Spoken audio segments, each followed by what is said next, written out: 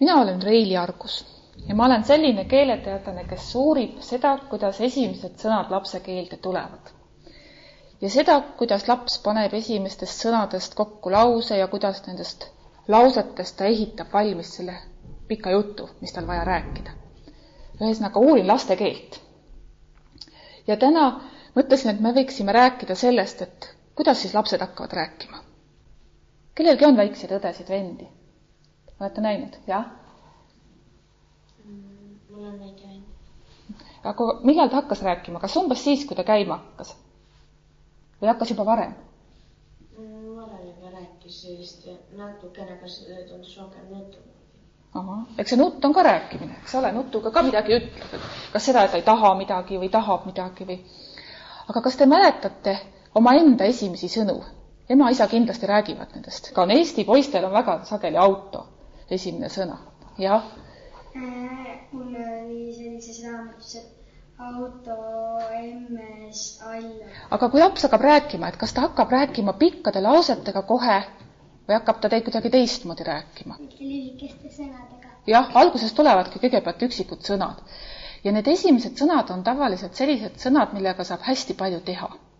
No tavaliselt esimene sõna ei ole lapsel, ütleme, hapukapsasupp või vanaema sussid või midagi sellist. Et tal peab olema esimene sõna selline, millega ta saab midagi ruttu teha.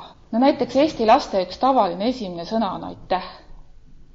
See kostab natukene teistmoodi tavaliselt. Olete pannud tähele, kellel on väike vend või õde? Anne? Et kui ma vend niimoodi meil on nõudepesu massinist, aga meil aitamine, et ütles nõusid sealt välja ja see andis meile. Ja siis ma mõtlesin talle kogu aeg aitäh, kui ta mulle andis. Ja lõpuks ma mõtlen talle aitäh praegu, siis tänast selle asja, mis tal käes on mulle. Nii ongi, et lapsed kasutavad seda aitäh sõna nii andmiseks kui ka küsimiseks. Ja väga sageli on just need laste esimesed sõnad, näiteks õue, see on midagi niisugust, millega saab midagi teha, saab õue küsida, või juua, või emme. Aga alguses on tihtipeale nii, et need sõnad ei tähenda päris seda, mida täiskasvanu keeles. Et nad on natuke teistmoodi. Et olete pannud tähele, eks ole ju? Et näiteks laps võib öelda auh-auh koera kohta. Ja alguses ta võib öelda auh-auh mängukoera kohta, siis tavalise koera kohta. Siis tal on ühe korraga auh-auhid on kõik karvased. Et karvane kasukas või karvane vaip.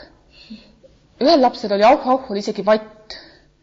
Aga pärast seda ta sai ühe korraga aru, et ei, et auh-auh ei ole. Vatt ei ole, kasukas ei ole, on koer. Aga siis oli ainult enda koer oli auh-auh.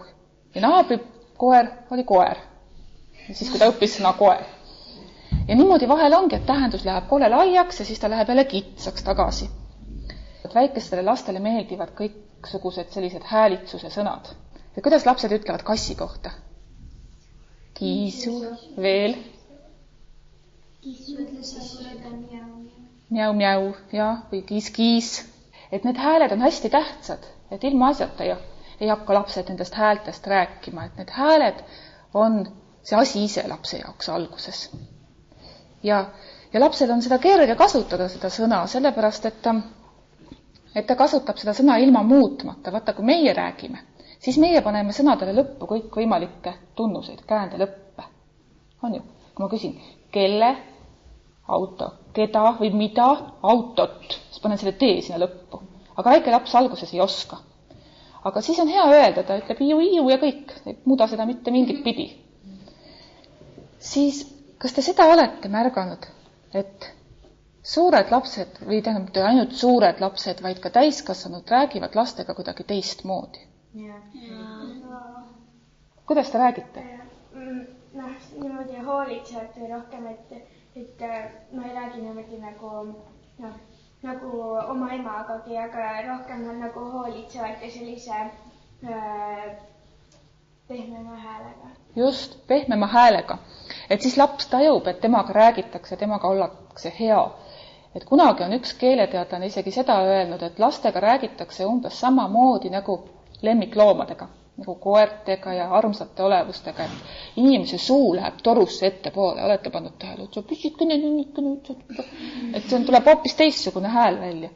Aga need ninnu-nännu sõnad ei ole päris ilmaasjata. Milliseid ninnu-nännu sõnasid te teate? et no näiteks kassi kohta kiisu olete kuulnud. Aga kuidas koera kohta öeldakse? Kutsu. Aga kuidas öeldakse käe kohta? Kätu. Need sõnad on tegelikult välja mõeldud just selleks, et pisikesel lapsel oleks hästi kerge keelt õppida.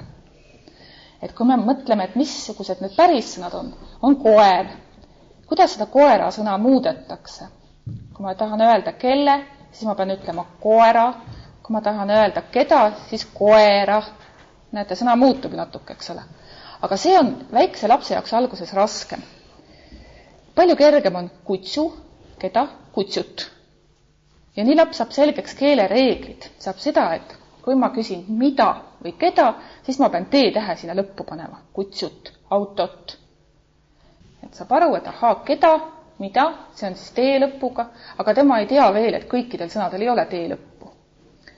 Aga see, kui vanemad hakkavad kasutama neid ninnu-nännu sõnu, mis te arvate, kas vanemad ise mõtlevad sellele?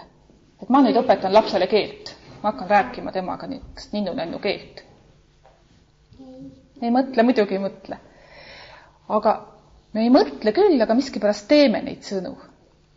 Ja see on selline omamoodi tegemine, et need sõnad tulevad kuidagi sellised kahesilbilised, ühte moodi alati, väga tihti U-lõpuga.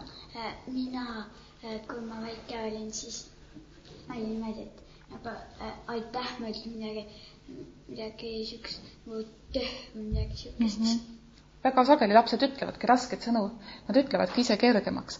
Aga kui nüüd on lapsel sõnad olemas, mõned sõnad, mis te arvate, mis ta siis edasi teeb? Kuidas see keel tema sees hakkab edasi arenema?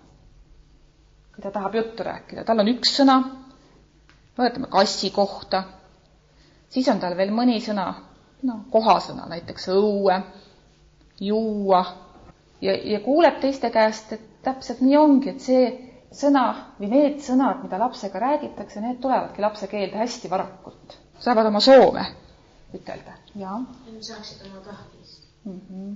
Aga kas vahel hakkavad lapsed sellepärast ka rääkima, et nad tahavad lihtsalt rääkida? Minul tuleb meelde, et meil üks pisikene naabripoiss oli selline, kes oli alles titekärus ja kui ema läks temaga poodi, siis tema tahtis tädidega rääkida. Ta ise ei osanud veel. Aga ta tahtis, et temaga räägitaks. Ta oli kärus ja kui ema seal kassa järjekorras oli, siis ta vaatas mõnele onule või tädile otsa ja ütles, Onud tädid ei saanud tavaliselt aru, et miks ta niimoodi teeb, aga tegelikult ta tahtis lihtsalt, et räägime. Et ta ise ei oska, aga räägi sina midagi huvitavat. Et üks mõte on ka selleks, et kui laps hakkab rääkima, siis ta hakkabki vahel rääkima ainult selle pärast, et ta tahab rääkida. Mitte ainult oma tahtmist saada, tahtmist tahab ka saada, seda on ka vaja. Aga rääkida niisama lõbu pärast on ka vaja. Lapsed korral mingi raskus, et sõnast sellised raskemad kohendamine. Väikesed lapsed alguses ütlevad näiteks sõnade lõpuusid. Väiksed lapsed teevad pikkadest sõnadest, teevad lühendeid. Kohe ei hakka rääkima ilusasti, aga alguses pudikeeles rääkima.